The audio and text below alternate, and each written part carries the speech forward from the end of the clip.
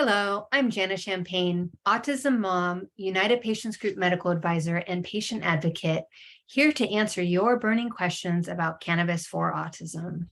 Today's question is, does CBD increase dopamine?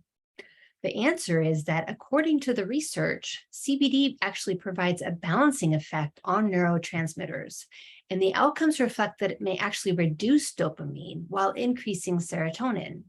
It's important to ensure the product being utilized is appropriately targeted for the specific health goal, because in some cases, using a product that isn't the right fit may actually worsen your symptoms. United Patients Group supports the use of Unity Formula's CBD for targeting autism and offers coupon code UPG15 for a 15% discount off your Unity Formulas purchase at www.unityformulas.com. To learn more, please check out the links on this page, including my research-cited articles and videos explaining the science of cannabis for autism. If you need more assistance, I also encourage you to click the book a consultation link above and schedule a session with an autism knowledgeable United Patients Group cannabis nurse. Be informed and be well.